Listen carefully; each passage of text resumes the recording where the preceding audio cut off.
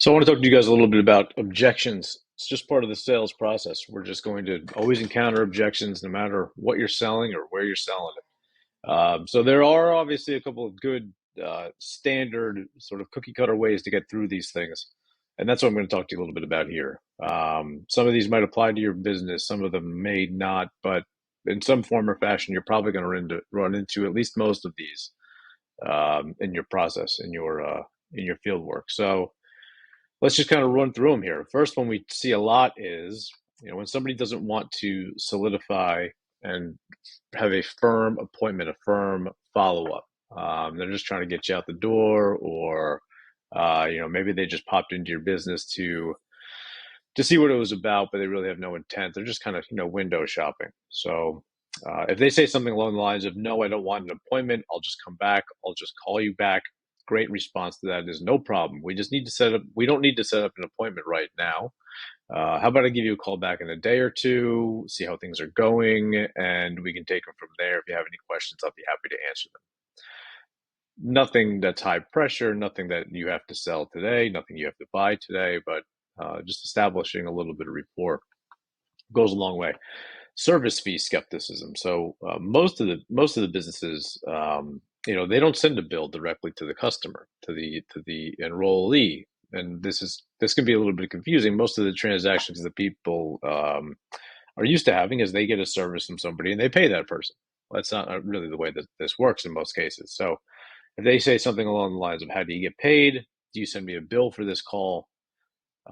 Generally, the way I respond to that is a very fair question. You will never see a bill from us. If we are fortunate enough to help you with a plan, Bedrock would be compensated by the insurance carrier, and then, of course, then Bedrock would compensate me.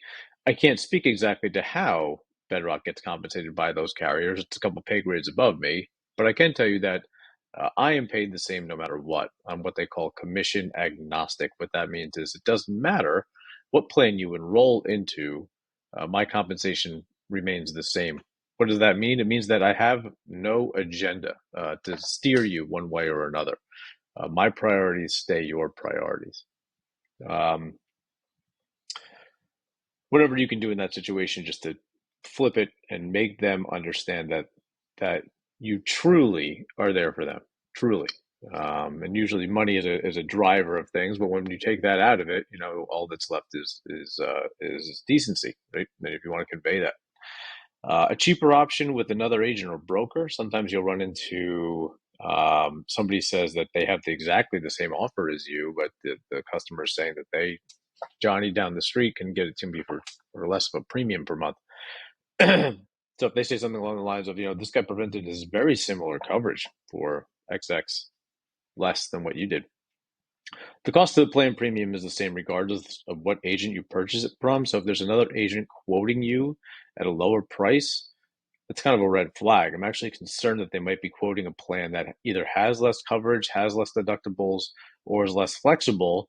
I don't want to say anything disparaging. It could be that they are looking at a different policy.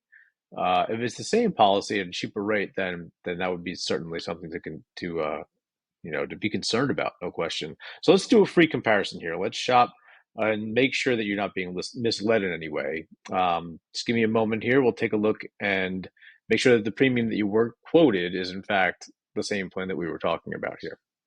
And then we can figure out what the catch is. So again, you don't want to necessarily disparage anybody. It makes you look bad if you talk bad about the guy down the street. What you do want to do is just get their intent, get their antenna back up, right? You want to make them get their skeptical mind working. You want to be dealing with a discerning person, and if you find out that they are being shoved around a little bit, don't forget to tell them how smart they are, and help them get there. Um, if they're looking at a policy with similar coverage with somebody that you are not contracted with, it's a little bit of a different answer. Of course, you could say something along the lines of, we have similar coverage with X company. We only broker with A-rated carriers. So we only broker with the most successful and stable, financially stable carriers around. There may be a cheaper option, but I firmly believe that you get what you pay for. Also, we're going to do a free review of your plan each year, and we may find opportunities to save you money down the line. So if you decide to move on with a carrier that we don't represent, one of the things you miss out on is me. So value prop yourself whenever you can as well. Understand that you are the expert. Even though it sometimes might not feel like it, you are the expert in the room at the very least. So play that card. Play that card whenever you can. If you're talking about an objection where somebody wants to enroll directly with the carrier instead of through you, we see that quite a bit. So if they say, why should I enroll with you when I can just buy my policy directly from United Healthcare, Humana, whoever? It's good to have a representative who can help with all of the nuances. You most likely won't be with the same carrier forever. And we provide you with someone to assist you throughout the entire process. I'll be with you, as long as I am contracted with these carriers, as long as Bedrock stays contracted with all of these carriers, which is obviously indefinitely, we will be able to scour the entire landscape to make sure that you have the most comprehensive plan each and every year. And again, say, if you enroll with them, you're gonna every time you call their customer service line, you're gonna get a new person. If you talk to me, I'm your guy forever. So value prop yourself whenever you can. Sometimes you'll have objections about, they only want to speak to whoever's name was on the marketing material, or they Googled your company and they want to speak with your owner. And they don't, you're just Joe Insurance Guy. They don't know you from Adam. So they want to talk to the guy who has the most clout, has the equity, whatever it is. We get that quite a bit. Our response is typically something like, that he serves as our CEO full time and is no longer working directly with clients. He's trained myself and our whole team to handle all of the nuances of Medicare and to make sure that we can help you in any way. I've actually assisted more people with their Medicare coverage than he has at this point. So again, value prop yourself. Let them know they're talking to an expert. CMS disclaimer. So, obviously we have to do this call is being recorded. We do not offer every plan available in your area, et cetera, et cetera. At the end of that, you will hear some objections around that. What do you mean you don't offer all the plans in my area? And tell them the truth. Just be completely blunt. There are a few carriers that have captive agents. Captive agents meaning that they can only work with one carrier. So State Farm, Allstate are good examples. That means no outside broker can sell their plans. We only work with A-rated carriers who have a proven track record of success and stability, much like before. We work with most of the plans in your area, and I'm sure we can find you some suitable coverage. IRMA penalties. If you run into some affluent people who have made too much money, you'll find that they are going to spend more on their Part B and Part D premiums.